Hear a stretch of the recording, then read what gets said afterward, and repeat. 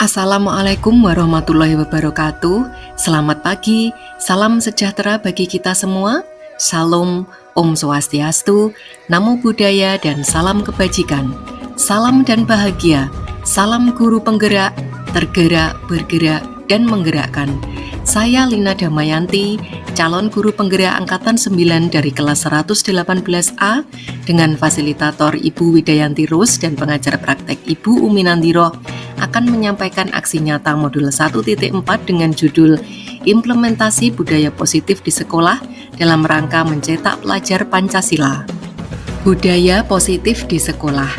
Pendidikan merupakan wujud peradaban bangsa. Tindakan-tindakan yang terus-menerus dilakukan akan memicu kebiasaan yang menjadi sebuah budaya. Ki Hajar Dewantara mengatakan bahwa pendidikan bukan hanya untuk mengajari anak-anak apa yang harus mereka ketahui, tetapi juga untuk mengajarkan mereka bagaimana menjadi manusia yang baik. Sebagai seorang pendidik, agar dapat mewujudkan budaya positif di sekolah, kita dapat memulainya dari diri kita terlebih dahulu. Budaya positif di sekolah adalah suatu lingkungan yang mendukung pertumbuhan dan perkembangan murid secara keseluruhan, baik secara akademik maupun non-akademik. Budaya positif di sekolah juga dapat diartikan sebagai nilai-nilai, keyakinan, dan kebiasaan-kebiasaan di sekolah yang berpihak pada murid, agar murid dapat berkembang menjadi pribadi yang kritis, penuh hormat, dan bertanggung jawab. Peran guru dalam menciptakan budaya positif. Guru memiliki peran yang sangat penting dalam membangun budaya positif di sekolah. Guru dapat memberikan contoh perilaku positif dengan menjadi teladan untuk murid, menciptakan lingkungan belajar yang aman dan nyaman, serta membangun hubungan yang positif dengan murid. Dampak yang ditimbulkan dapat dirasakan bukan 1 ataupun 2 tahun ke depan, melainkan 10 hingga 30 tahun mendatang. Maka, tindakan preventif untuk memberikan pembelajaran yang bermakna positif dapat dimulai dari saat ini dan diharapkan dapat memperoleh hasil yang positif di kemudian hari. Peran guru dalam menciptakan budaya positif. Guru memiliki peran yang sangat penting dalam membangun budaya positif di sekolah. Guru dapat memberikan contoh perilaku positif dengan menjadi teladan untuk murid, menciptakan lingkungan belajar yang aman dan nyaman, serta membangun hubungan yang positif dengan murid. Dampak yang ditimbulkan dapat dirasakan bukan 1 ataupun 2 tahun ke depan, melainkan 10 hingga 30 tahun mendatang. Maka, tindakan preventif untuk memberikan pembelajaran yang bermakna positif dapat dimulai dari saat ini dan diharapkan dapat memperoleh hasil yang positif di kemudian hari. Peran guru dalam menciptakan budaya positif. Guru memiliki peran yang sangat penting dalam membangun budaya positif di sekolah. Guru dapat memberikan contoh perilaku positif dengan menjadi teladan untuk murid, menciptakan lingkungan belajar yang aman dan nyaman, serta membangun hubungan yang positif dengan murid. Bapak dan Ibu guru hebat, berikut adalah beberapa aktivitas dalam upaya saya menerapkan budaya positif di sekolah selama mengikuti program pendidikan guru penggerak Angkatan 9 ini.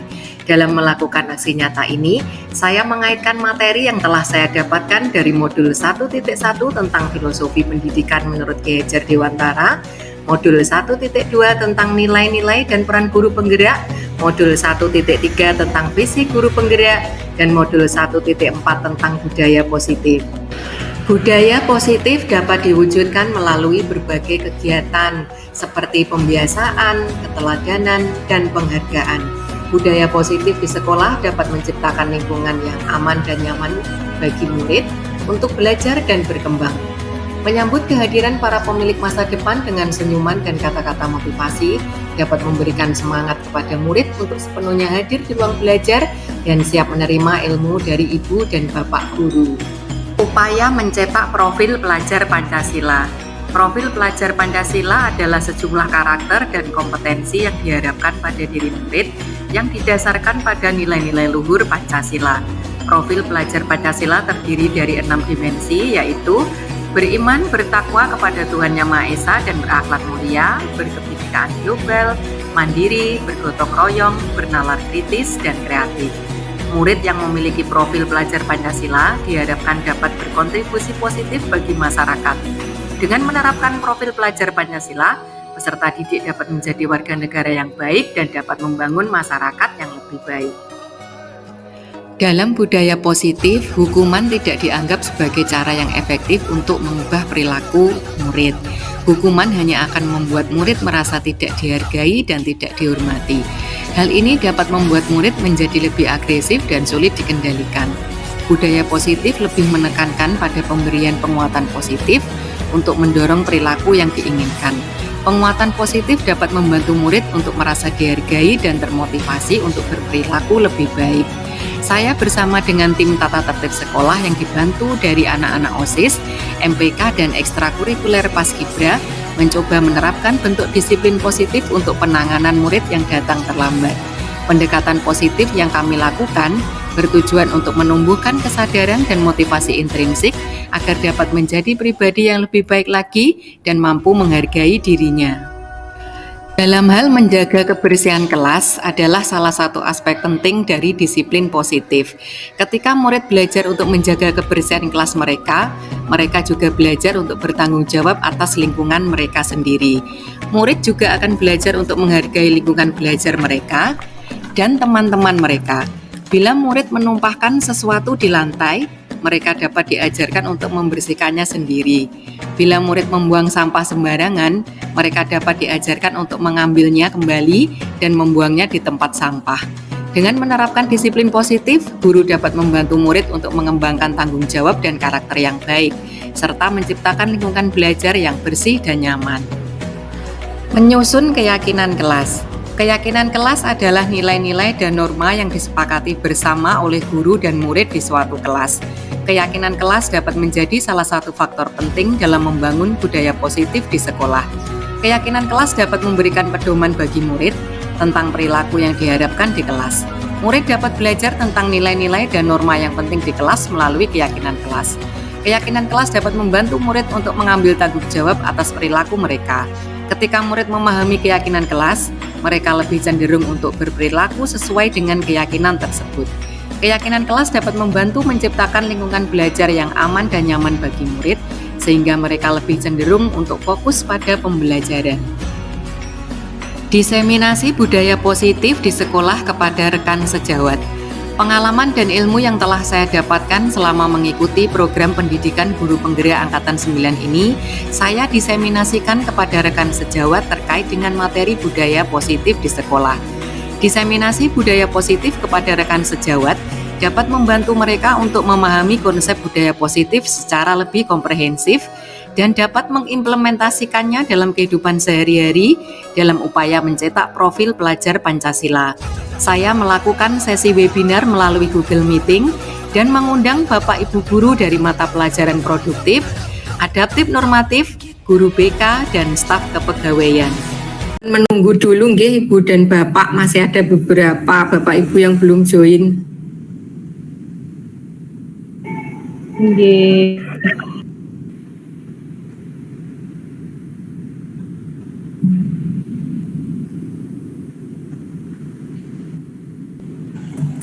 Suara saya sudah jelas ya?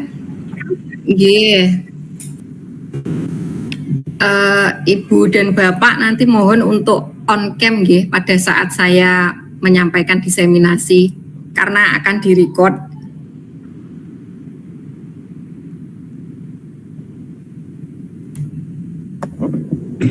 Siap.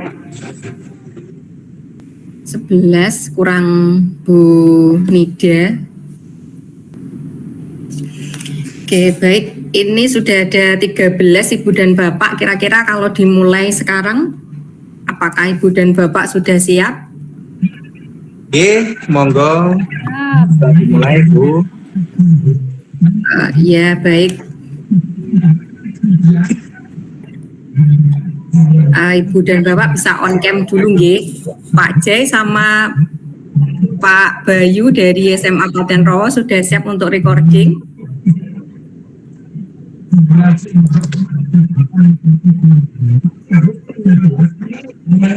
Oke, baik. Ntar Pak jaringan saya kayak ini.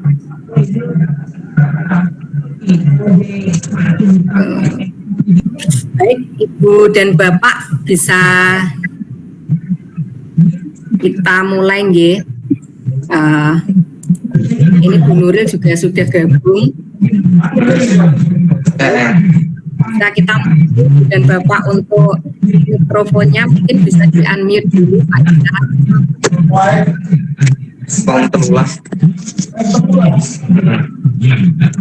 Ya Pak Isa untuk mikrofonnya bisa di-unmute dulu Pak.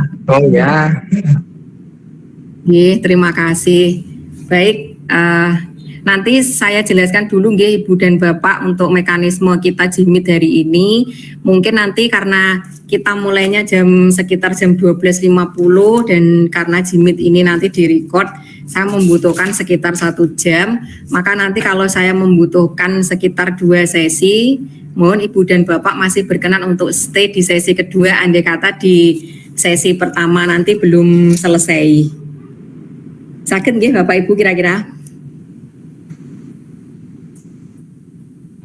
Oke, baik, terima kasih. Langsung saja saya mulai. Baik, ya terima kasih Ibu dan Bapak atas kehadirannya. Assalamualaikum warahmatullahi wabarakatuh. Waalaikumsalam warahmatullahi wabarakatuh. Ya, Ibu dan Bapak Guru hebat, terima kasih sudah berkenan untuk menghadiri acara diseminasi budaya positif yang akan saya sampaikan pada siang hari ini. Saya mengundang Ibu dan Bapak dari perwakilan berbagai lintas jurusan. Ada dari BK diwakili oleh Ibu Evita, kemudian ada dari Tata Busana diwakili oleh Ibu Nuril, dari Prodi Seni Tari ada Bu Novi sama Bu Serli, kemudian dari Prodi Akuntansi ada Bu Farida, kemudian dari Mapel Adaptif Normatif ada Bu Ervin, kemudian ada Bu Yeni, dan saya juga mengundang dari Tenaga Kependidikan ada Pak Jayid sama Pak Isa. Kemudian dari Teknik Kecantikan, Tata Kecantikan Kulit dan Rambut ada Ibu Lia. Kemudian dari OTKP ada Bu Haning dan Bu Nida juga. Terima kasih Ibu dan Bapak Guru hebat atas Bapak dan Ibu sudah berkenan hadir pada siang hari ini. Kita nanti akan melakukan sesi daring. Saya akan memaparkan materi tentang budaya positif di sekolah. Kurang lebih nanti sekitar 1 jam. Izinkan saya share screen Ibu dan Bapak Guru hebat untuk materi diseminasi budaya positif di sekolah hari ini.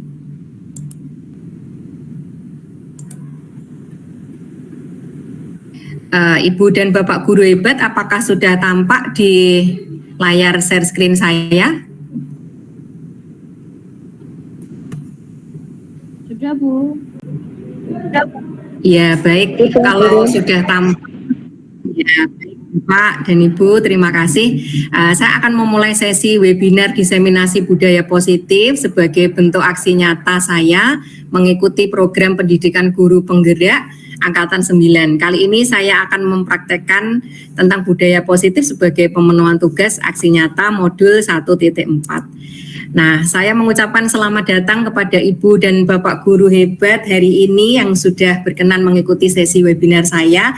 Saya akan membukanya dengan sebuah pantun. Nanti ketika saya berpantun, mohon Ibu dan Bapak memberikan respon sesuai yang Bapak dan Ibu lihat selama ini ya. Mungkin kalau ada yang berbalas pantun, Ibu dan Bapak bisa menjawabnya dengan cakep atau mantap dan lain-lain. Bagaimana, sudah siap Ibu dan Bapak? Oke. Lanjut. Berikut yang akan saya bacakan. Ya, cuaca terik paling segar minum es blewah. Cakep. Minumnya di pinggir sawah. Mantap. Mari wujudkan budaya positif di sekolah untuk masa depan murid yang cerah. Cakep. Iya. Terima kasih Ibu dan Bapak. Jadi semoga sedikit opening dari saya memberikan pantun ini dapat meningkatkan motivasi kita untuk bersama-sama pada siang hari ini kita berbagi ilmu tentang bagaimana penerapan budaya positif di sekolah. Baik, sebelum saya mulai Ibu dan Bapak Guru, dalam saya mengikuti pendidikan guru penggerak angkatan 9 ini saya tidak sendirian karena selama mengikuti pendidikan saya juga dibantu oleh pengajar praktek dan fasilitator. Saya akan memperkenalkan kepada Ibu dan Bapak guru hebat pengajar praktek saya. Beliaunya bernama Ibu Umi Nandiro. Beliau mengajar mata pelajaran agama di SMPN 3 Kertosono. Kemudian fasilitator saya di sini ada Ibu Widayanti Rose. Beliau adalah guru sekolah dasar di Sumeneb, Madura. Nah, Ibu dan Bapak sudah siap nggih mengikuti sesi webinar kali ini? Ya, Bu.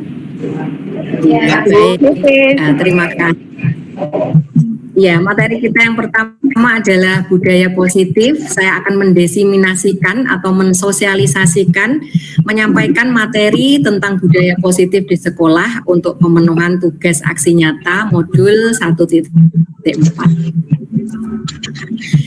Ibu dan Bapak guru hebat yang saya hormati, ketika nanti kita membicarakan tentang konsep inti budaya positif, kita nanti akan berbicara tentang 8 item yang akan kita bahas pada hari ini.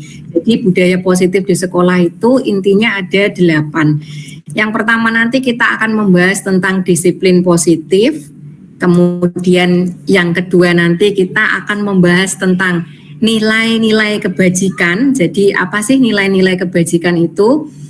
Kemudian yang ketiga nanti kita akan membahas tentang motivasi perilaku manusia. Jadi terkait dengan perilaku murid-murid kita di sekolah.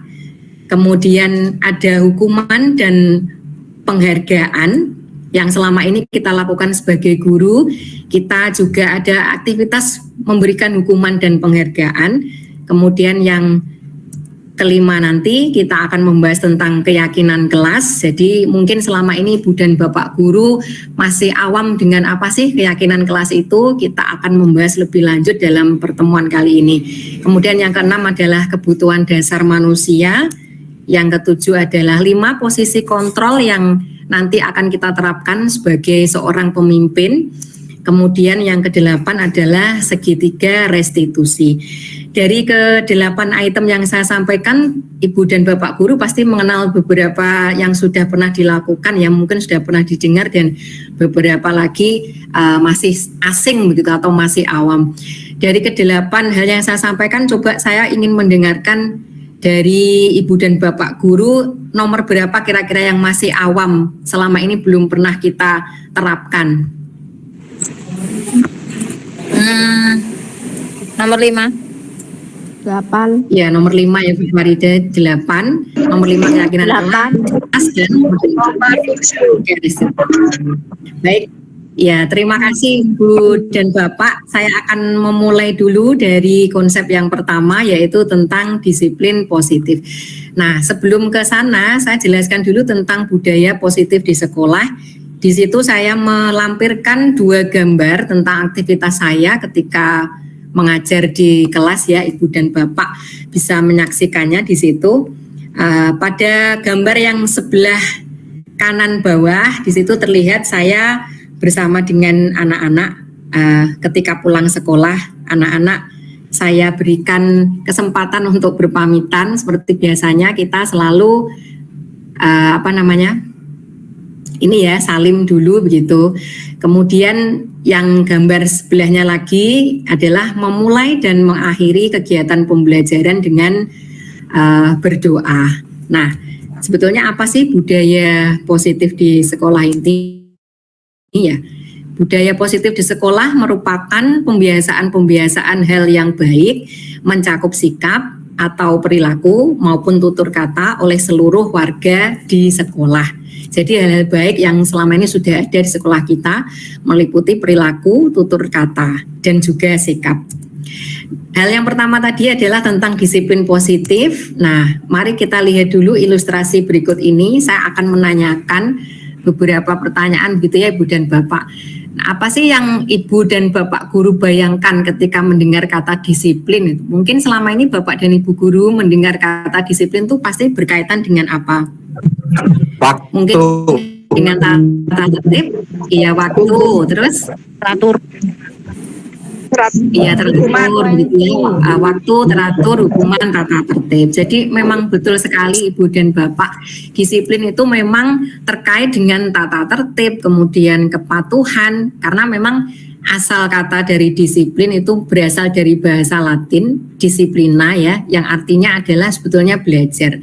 Namun kebanyakan dari kita itu akan menghubungkan kata disiplin tersebut dengan tata tertib, kemudian keteraturan dan kepatuhan. Sehingga karena dihubungkan dengan tata tertib, kepatuhan gitu ya, disiplin ini juga erat kaitannya dihubungkan dengan hukuman. Nah, sekarang mari kita lihat pada slide yang sebelahnya lagi, sebelah kanan. Pertama tadi saya mencantumkan di situ adalah disiplin, kemudian sebelahnya lagi adalah disiplin positif. Ketika kita mencantumkan tambahan kata positif, maka disiplin positif ini akan memiliki tujuan yang kurang lebih sudah saya garis bawah dan saya tulis dalam tulisan yang berwarna hitam.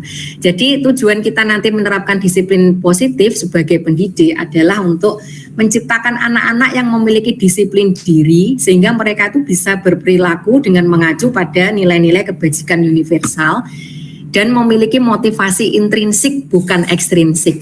Jadi motivasi untuk berbuat baik, kemudian meningkatkan kemampuan dirinya itu karena dorongan dari dirinya sendiri, bukan dorongan dari orang lain. Nah, inilah Ibu dan Bapak yang akan coba kita pelajari lebih lanjut dalam penerapan budaya positif di sekolah. Baik, yang berikutnya adalah tentang nilai-nilai kebajikan universal.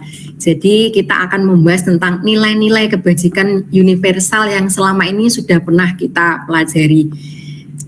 Nah, baik, kita lihat nilai-nilai kebajikan universal. Di sini saya memberikan beberapa contoh lewat gambar yang saya cantumkan. Di gambar sebelah kanan bawah itu adalah nilai-nilai kebajikan yang sudah diterapkan oleh anak didik kita.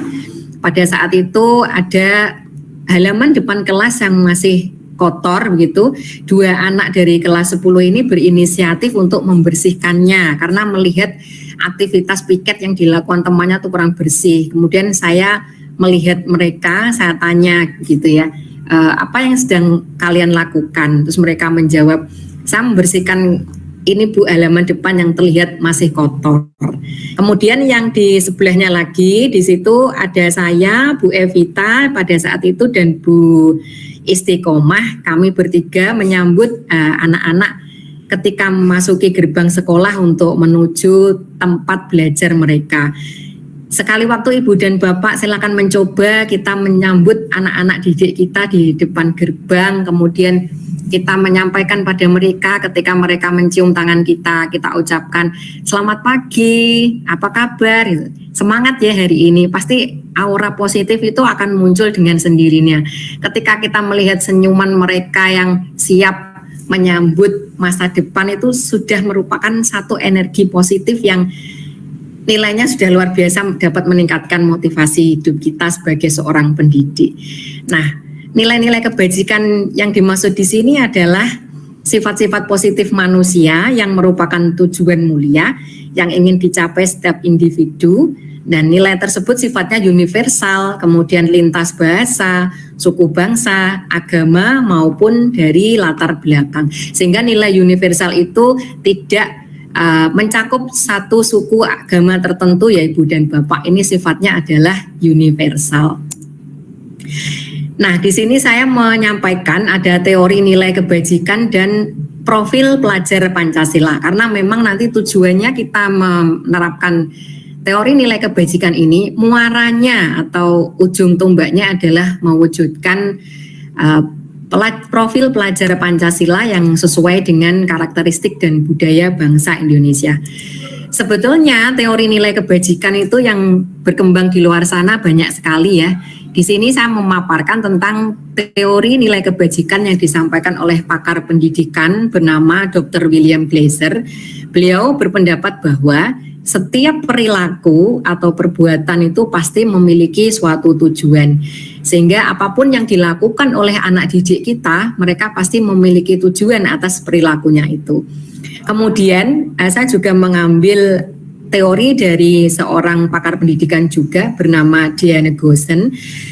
Diane Goosen ini berpendapat bahwa mengaitkan nilai-nilai kebajikan yang diyakini seseorang, maka motivasi intrinsiknya akan terbangun. Jadi motivasi intrinsik itu adalah motivasi yang berasal dari dirinya sendiri, itu akan terbangun dengan sendirinya. Sehingga menggerakkan motivasi dari dalam untuk dapat mencapai tujuan mulia yang diinginkan. Seperti yang sudah saya sampaikan tadi Ibu dan Bapak, bahwa ketika kita nanti menerapkan nilai kebajikan dalam setiap langkah kita di kelas, maka tujuannya adalah untuk mewujudkan profil pelajar Pancasila. Mungkin saya hanya mengingatkan kembali, saya ingin mengecek, coba Ibu dan Bapak masih ingat kira-kira nilai-nilai dari profil pelajar Pancasila itu meliputi apa saja? Mungkin Ibu dan Bapak masih ingat? Ya, iya, ini ya. Jadi ada beriman, bertakwa kepada Tuhan Yang Maha Esa dan berakhlak mulia, kemudian mandiri, bernalar kritis, berkebinekaan global, bergotong royong, dan kreatif. Sehingga ketika nanti kita menerapkan nilai-nilai kebajikan dalam keseharian kita sebagai seorang pendidik, kita memberikan teladan kepada anak-anak, itu diharapkan mereka nanti akan mewujudkan nilai yang diharapkan dalam profil pelajar Pancasila. Nah, bagaimana sih cara mengajarkan nilai-nilai kebajikan pada siswa? Nah, yang pertama pasti karena kita adalah seorang guru, filosofi Jawa mengatakan bahwa guru adalah sosok yang digugu dan ditiru. Maka sudah selayaknya kita menjadi teladan untuk anak-anak didik kita. Murid akan belajar dari apa yang mereka lihat dan apa yang mereka dengar. Sehingga Ibu dan Bapak, ketika kita berupaya untuk mewujudkan budaya positif dengan menerapkan disiplin positif, maka yang pertama, mulailah dari diri kita sendiri. Kita menjadi teladan untuk anak-anak dengan memulai dari diri kita sendiri. Misalnya ketika kita masuk di kelas jam 7, maka anak akan melihat apakah kita sudah di kelas sebelum jam 7, maka kita dapat mencontohkan dengan perilaku kita sehari-hari. Ketika kita mengajarkan nilai-nilai kesederhanaan kepada mereka, kita lihat kembali bagaimana cara kita berpenampilan. Apakah penampilan kita sudah meliput suatu cara yang memperlihatkan sikap sederhana. Nah, kemudian yang kedua adalah contoh nyata dan umpan balik. Jadi kita memberikan contoh nyata dan memberikan umpan balik yang positif kepada anak. Kita tidak segan untuk memberikan mereka masukan, kemudian juga saran, tapi dengan pendekatan yang tentunya humanis. Sehingga ketika kita dekat dengan anak dan melakukan pendekatan secara humanis, itu akan menimbulkan motivasi intrinsik atau motivasi yang berasal dari dirinya sendiri untuk dari hari ke hari mereka akan berubah menjadi pribadi yang lebih baik. Kemudian kita dapat menggunakan variasi metode pembelajaran. Nah, misalnya di sini ada metode diskusi, simulasi, atau permainan. Ketika kita ingin melihat sosok murid kita ini apakah dia memiliki profil pelajar Pancasila bernalar kritis atau dia kreatif dan mandiri, Ibu dan Bapak dapat menyajikan berbagai metode, misalnya kita menyajikan diskusi atau kita menyajikan simulasi.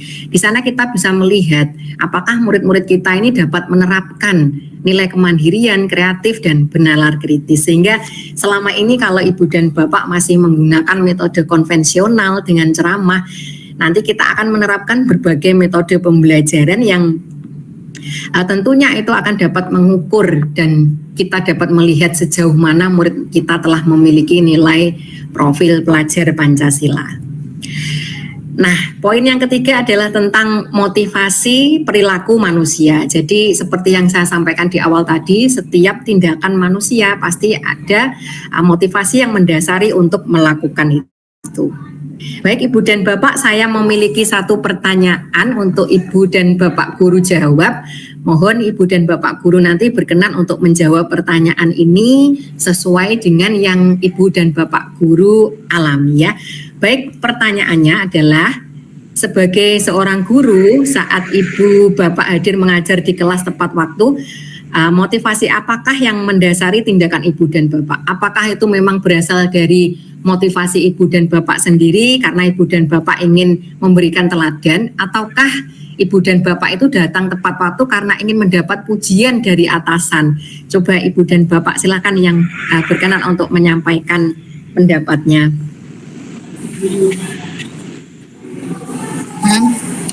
Ya. Saya Bu Lina. Iya, baik, silahkan. Izin menjawab pertanyaan dari Bu Lina. Bahwasanya ketika saya datang ke kelas tepat waktu itu, motivasi diri saya adalah seperti yang tadi Bu Lina sampaikan, bahwa guru juga harus menjadi teladan bagi siswa-siswanya. Maka dari itu saya memberikan contoh ketika saya datang jam 7, mereka juga harus melihat saya dan mengikuti perilaku saya pada saat itu, sehingga bisa mereka terapkan di kesehariannya, berarti on time masuk kelas jam 7. Begitu Bu Lina. Iya, baik, terima kasih ya. Memang betul sekali ya Ibu, ketika kita sebagai seorang pendidik, kita memang memiliki motivasi ya. Ketika kita berangkat ke sekolah atau ketika kita berangkat menuju kelas dan harus memberikan contoh yang baik, maka anak juga akan melihat, oh ibu guru saya ini sudah jam 7 kurang ini ya, jam 7 kurang sudah masuk di kelas. Maka ketika kita mencontohkan seperti itu, anak juga akan meniru hal yang sama.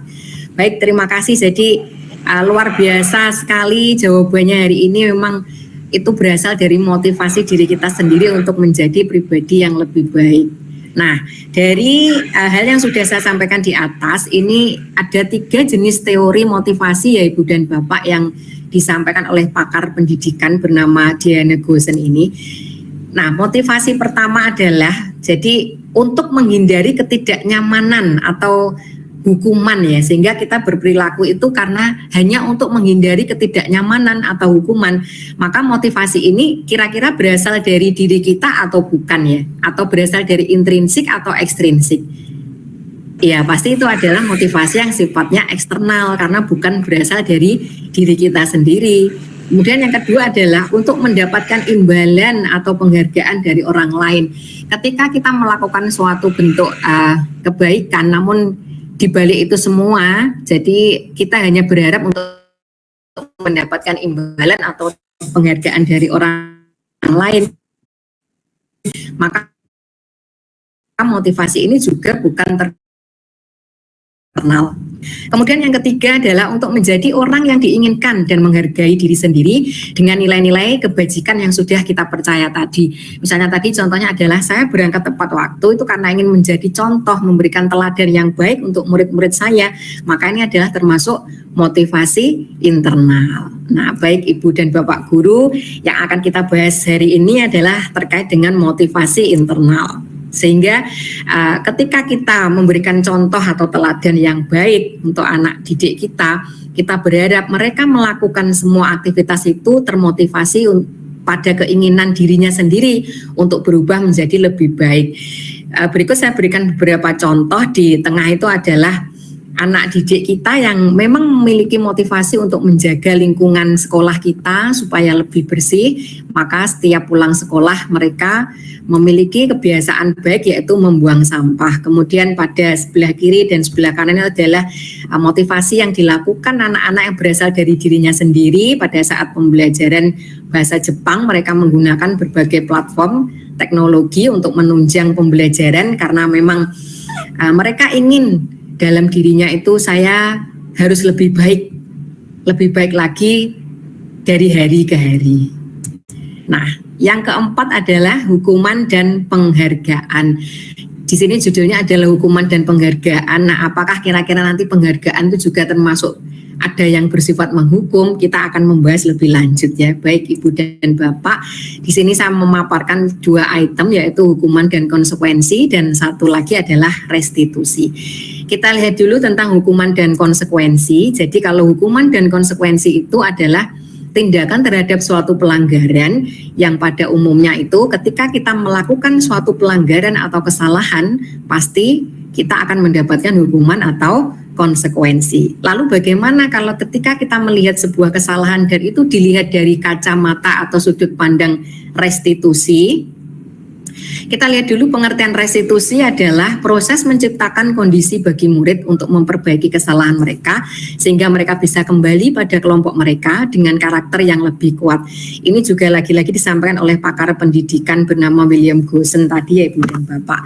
Kemudian restitusi juga merupakan proses kolaboratif yang mengajarkan murid untuk mencari solusi dari masalah mereka sendiri dan membantu murid berpikir tentang orang seperti apa yang mereka inginkan dan bagaimana mereka harus memperlakukan orang lain. Sehingga ketika nanti kita melakukan restitusi Ibu dan Bapak, anak ini kita bantu, murid ini kita bantu untuk menemukan sendiri solusi dari permasalahan yang mereka hadapi. Kemudian kita juga menguatkan serta memotivasi mereka agar dapat memperbaiki kesalahan yang telah mereka lakukan.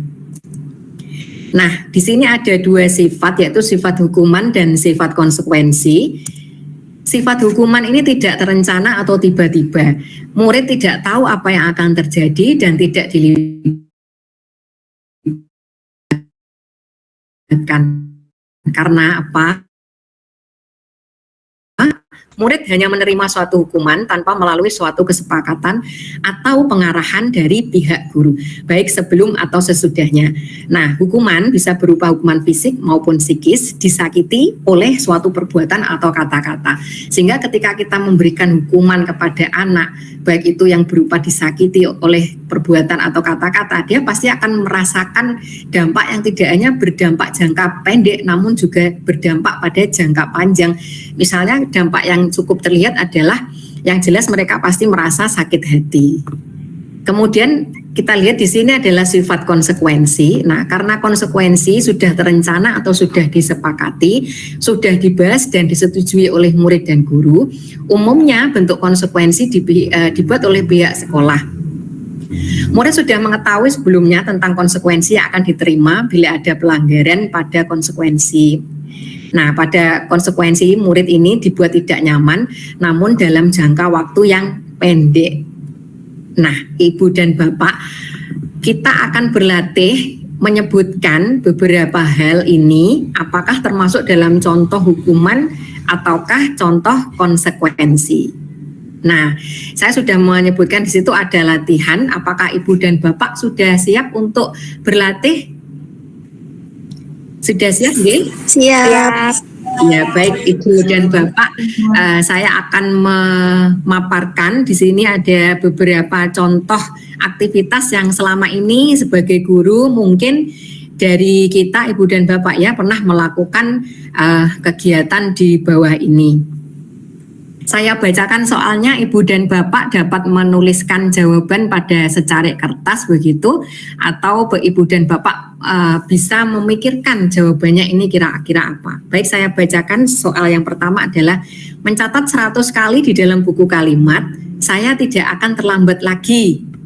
Nah, mencatat 100 kali di dalam buku kalimat, saya tidak mencatat 100 kali ya di dalam buku kalimat, saya tidak akan terlambat lagi sebanyak 100 kali. Apakah ini masuk hukuman atau konsekuensi? Nah, silakan sambil Ibu dan Bapak guru hebat pikirkan jawabannya. Nah, baik. Kemudian yang kedua adalah lari mengelilingi lapangan basket 2 kali karena terlambat hadir di sekolah. Jadi lari mengelilingi lapangan basket 2 kali karena terlambat hadir di sekolah. Kemudian yang ketiga, murid diminta untuk push up 15 kali karena tidak menggunakan masker ke sekolah. Kemudian yang keempat, menggantikan kertas tugas teman yang telah dicoret-coret.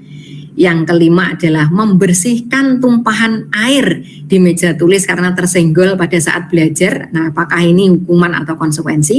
Kemudian yang keenam, murid disuruh untuk mengenakan sepatu seharian di sekolah karena tidak mengenakan sepatu berwarna hitam. Dan yang terakhir, lari mengelilingi lapangan basket 2 kali karena terlambat 10 menit untuk pelajaran PJOK. Nah, Ibu dan Bapak sudah menuliskan jawabannya? Sudah, Bu. Sudah, baik. Kalau sudah, kita akan melihat apakah jawaban Ibu dan Bapak guru hebat semua pada siang hari ini sudah benar ya. Mari kita lihat bersama jawabannya. Iya, sehingga tadi, nah silakan kita bisa mencocokkan terlebih dahulu Ibu dan Bapak mencatat 100 kali di dalam buku kalimat, saya tidak akan terlambat lagi karena terlambat ke sekolah, termasuk hukuman ya Ibu dan Bapak, karena memang dia diminta untuk mencatat sebanyak 100 kali. Kemudian lari mengelilingi lapangan basket 2 kali karena terlambat hadir di sekolah. Ini juga termasuk hukuman. Kemudian murid diminta push up 15 kali karena tidak menggunakan masker sekolah, juga termasuk hukuman. Kemudian menggantikan kertas tugas teman yang telah dicoret-coret, menggantikan, ini termasuk dalam konsekuensi. Kemudian membersihkan tumpahan air di meja tulis karena tersenggol pada saat belajar, ini adalah konsekuensi. Kemudian murid disuruh untuk mengenakan sepatu seharian di sekolah karena tidak mengenakan sepatu hitam, ini termasuk dalam hukuman. Kemudian yang terakhir, lari mengelilingi lapangan basket 2 kali karena terlambat 10 menit pelajaran PJOK, termasuk konsekuensi, karena di sini masuk di pelajaran PJOK, ada relevansinya antara mengelilingi lapangan basket dengan pelajaran PJOK. Kira-kira Ibu dan Bapak sudah dari sekilas ini sudah bisa memahami tentang hukuman dan konsekuensi? Siap, sudah. Ya, Siap, sudah.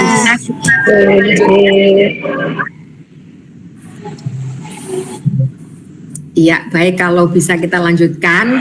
Di sini ada teori tentang penghargaan. Kalau dilihat dari judulnya, dihukum oleh penghargaan. Oh, berarti selama ini penghargaan itu sifatnya ada yang menghukum, berarti seperti itu ya. Ya, memang betul Ibu dan Bapak. Jadi penghargaan itu sifatnya ada yang menghukum. Yang pertama adalah penghargaan yang tidak efektif. Jadi saya jelaskan dulu tentang penghargaan. Penghargaan ini adalah peristiwa atau sesuatu yang diinginkan ketika dibuat dibuat suatu kesepakatan gitu. Jadi itu namanya adalah penghargaan. Nah, penghargaan yang tidak efektif itu adalah penghargaan yang seperti apa? Misalnya ketika kita melakukan sesuatu hal tetapi kita ingin mendapatkan imbalan dari hal yang kita lakukan itu. Lalu bagaimana ketika hal yang kita lakukan itu tidak tercapai, pasti akan menimbulkan rasa kecewa. Sehingga ini adalah masuk penghargaan yang tidak efektif, tidak efisien, karena tidak akan menimbulkan motivasi intrinsik dalam diri murid ini. Kemudian yang berikutnya adalah penghargaan yang merusak hubungan. Oh, ternyata ada penghargaan yang merusak hubungan. Seperti apa sih penghargaan yang merusak hubungan itu? Penghargaan yang merusak hubungan adalah penghargaan yang diberikan terlalu berlebihan.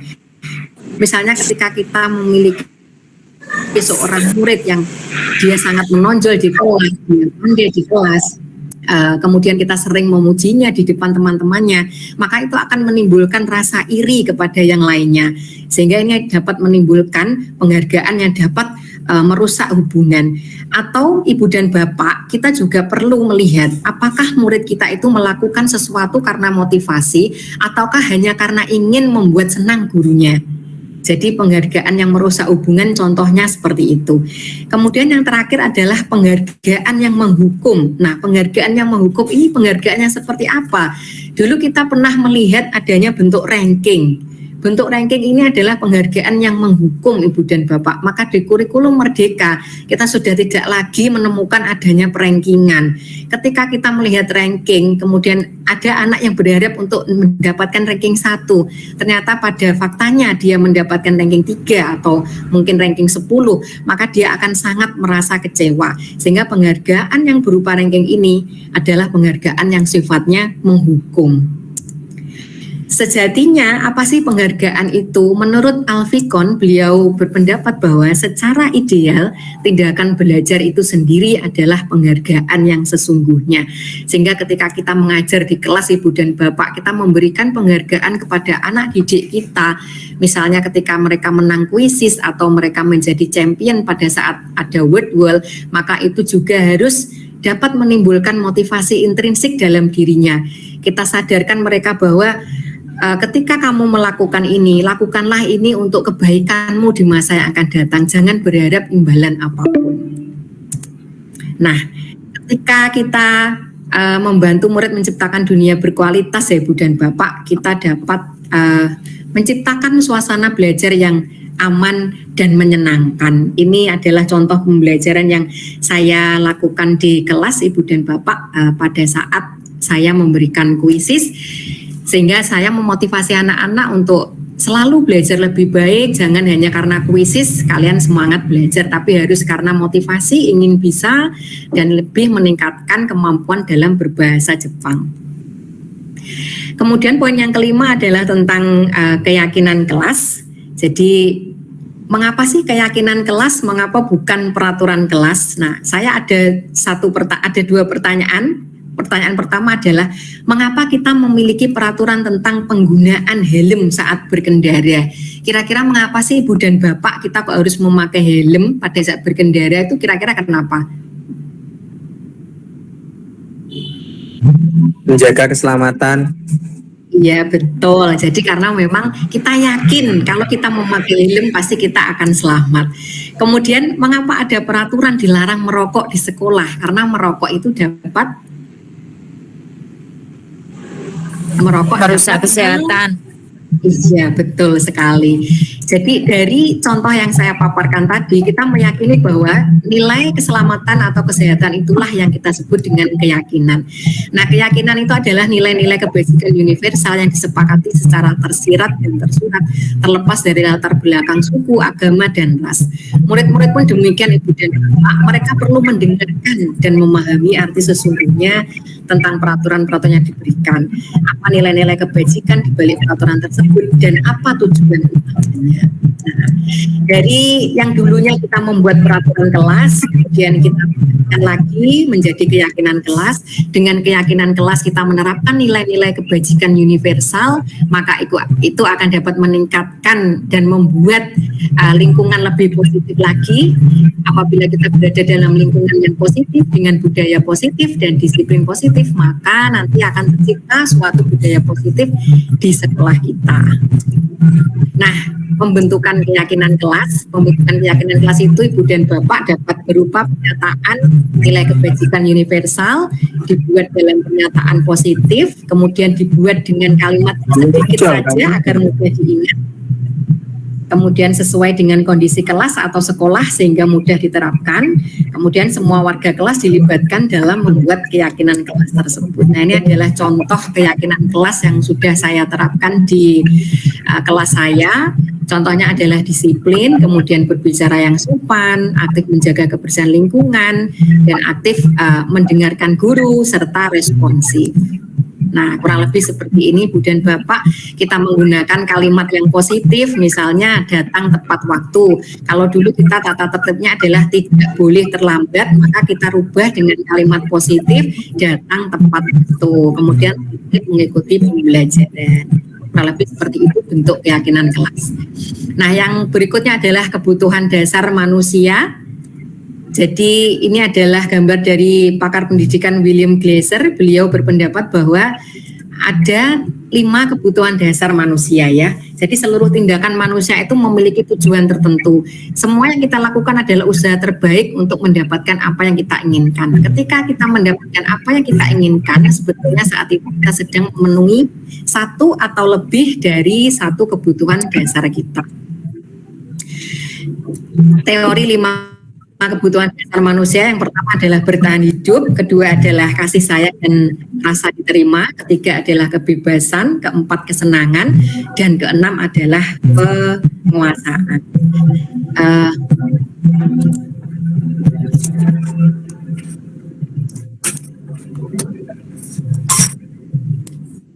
Ibu dan Bapak guru hebat, sebentar.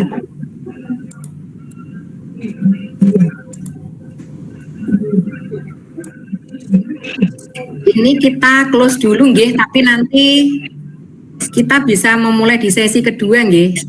Karena notifnya sudah mau habis. Saya masih ada kurang lebih 3 hal yang perlu disampaikan.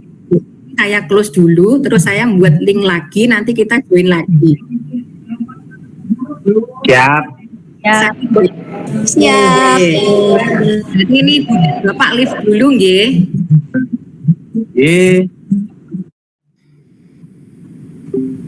Oke, sudah 10. Bisa dimulai nggih?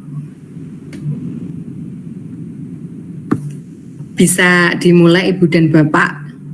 Bisa. Ya. Baik. Halo, selamat siang, Bu Rina. Jadi, Pak Wuni. Saya sebagai CGP. Pak, ini saya Jimit, Pak. Ya, selamat Kita tolong Mas bekerja, Bayu bergerak di menggerakkan. Di Nggih, mana Bapak. kabarnya ini semua CGP ini? Ya, Kabar dari rantau jauh. alhamdulillah. Nggih, ya sudah 13. Baik. Saya mulai Ibu dan Bapak ini saya tinggal 2 slide lagi, setelah itu closing dan nanti selesai. Mungkin hanya sekitar 20 menitan saja. Nggih, baik.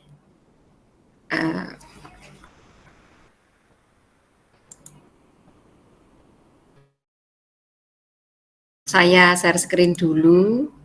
Oke.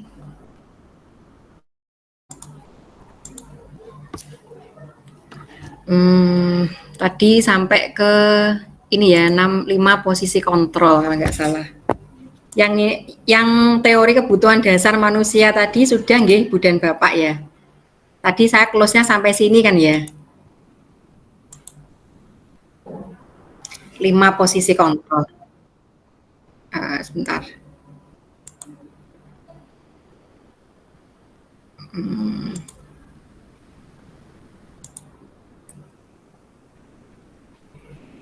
Ya, baik. Nanti untuk kita take-nya saya dari 5 posisi kontrol ini nggih Bu dan Bapak. Tadi kan kebutuhan dasar manusia sudah. Yang ini tadi sudah nggih, pentingnya memahami kebutuhan dasar manusia tadi. Sudah ya? Nggih, baik kalau sudah kita ke posisi kontrol. Suara saya sudah dapat terdengar dengan jelas Ibu dan Bapak? Jelas. Sudah. Baik. Jelas. Oke, saya slide sekian.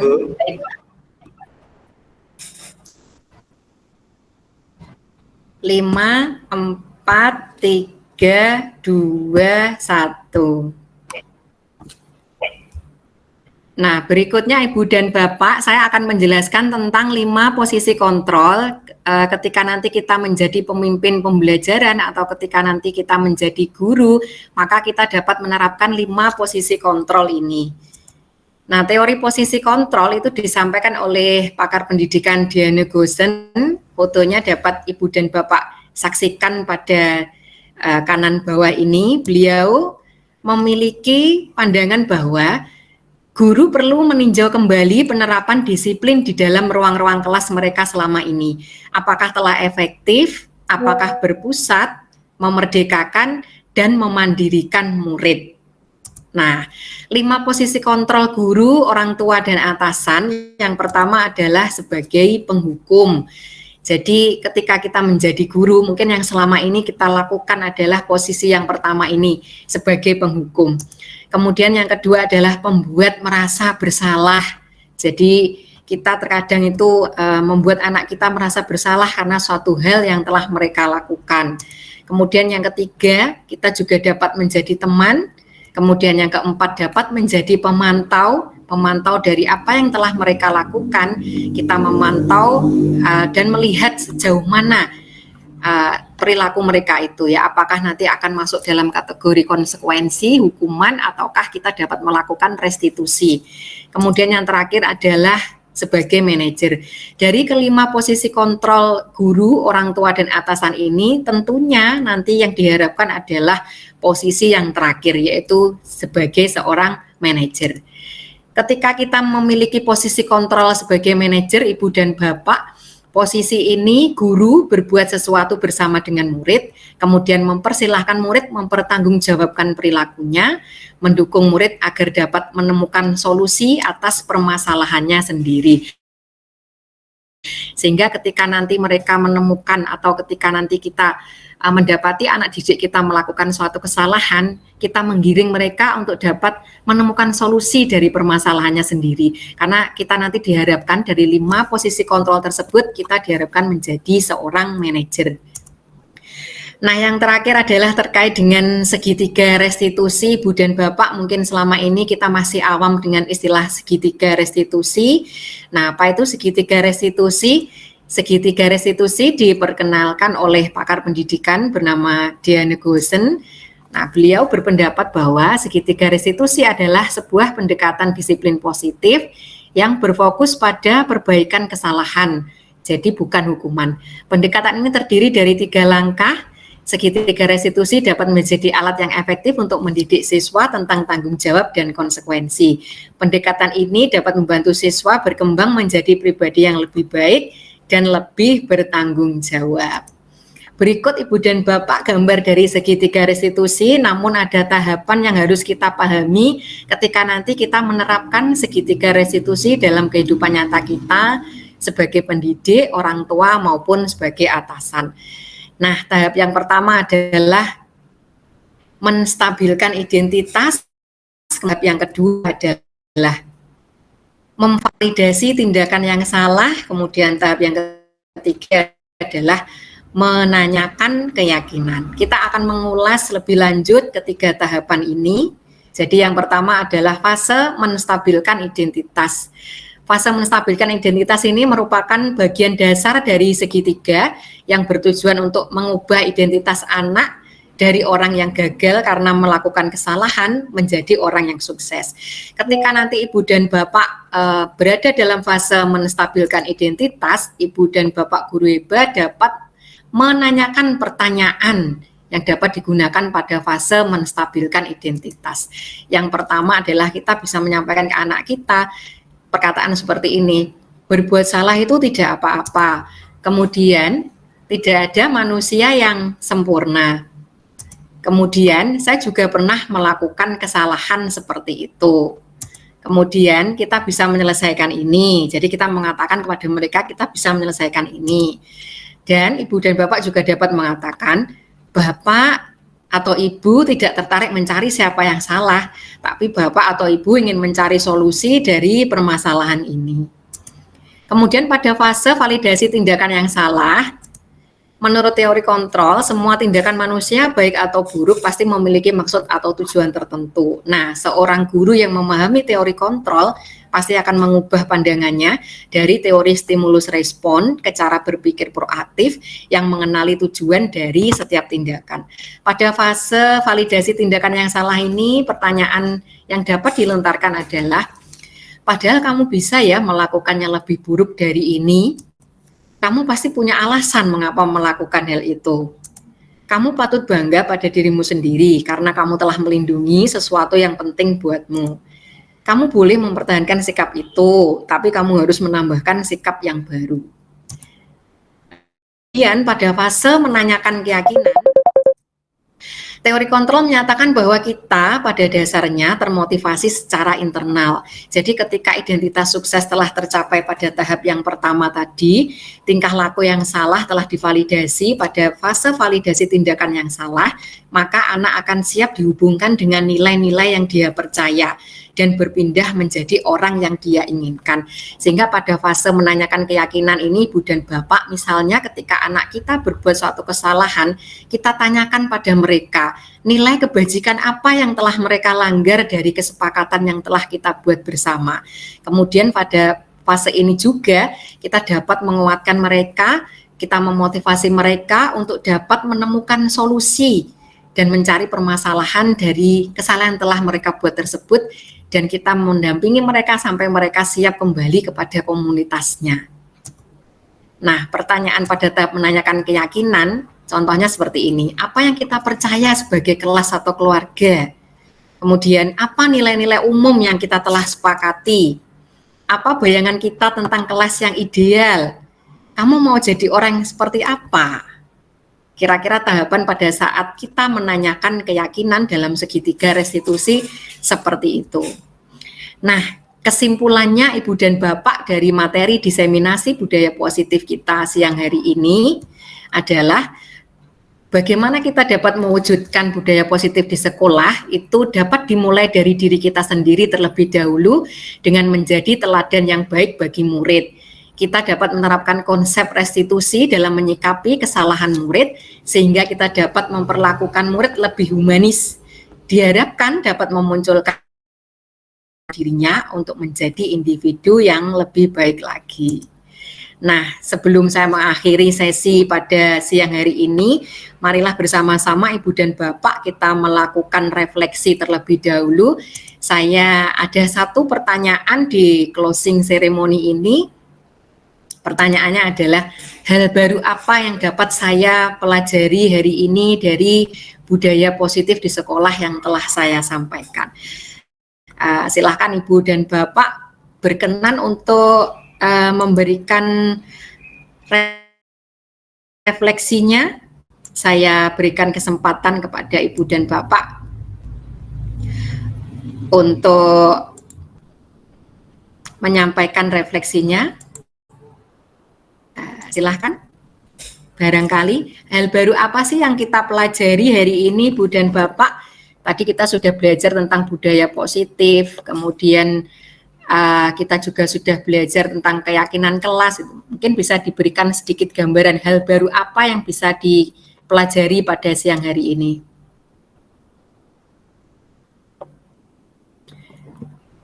Mungkin Bu Farida, kira-kira hal baru apa Bu Farida yang bisa dipelajari pada siang hari ini? Dari materi yang telah dipaparkan Bu Lina di siang hari ini, kita bisa lebih tahu untuk tadi yang paling awal, apakah bedanya hukuman dan konsekuensi yang tadi. Jadi dalam memberikan semacam hukuman atau konsekuensi kepada siswa yang melanggar peraturan, kita jadi lebih paham lagi, gitu aja. Ya, baik. Terima kasih Ibu dan Bapak untuk refleksinya hari ini. Barangkali ada yang ingin ditanyakan? Atau sudah cukup penjelasan dari saya terkait dengan budaya positif? Saya rasa sudah. Mungkin Ya, ilmunya baik. sangat bermanfaat, Bu. Terima kasih atas wawasannya. Iya, terima kasih Bapak Isa, juga Ibu dan Bapak guru yang lainnya. Kalau dirasa sudah cukup dari saya, akan saya akhiri. Semoga apa yang saya sampaikan pada diseminasi siang hari ini dapat meningkatkan motivasi kita sebagai seorang pendidik untuk membersamai anak-anak didik kita meraih masa depan yang gemilang. Kita memberikan contoh dalam keseharian kita, menciptakan lingkungan budaya positif di sekolah agar terwujud profil pelajar Pancasila pada diri anak didik kita. Saya menyampaikan terima kasih atas kesediaan Ibu dan Bapak guru hebat pada siang hari ini. Semoga dapat membawa kebaikan bersama ya Ibu dan Bapak dalam diseminasi hari ini. Terima kasih saya sampaikan, saya akhiri sesi siang hari ini. Salam dan bahagia. Wassalamualaikum warahmatullahi wabarakatuh. Waalaikumsalam. Terima kasih Bu Lina. Ya, baik Ibu dan Bapak dapat live. Ya, terima kasih. Silakan untuk live.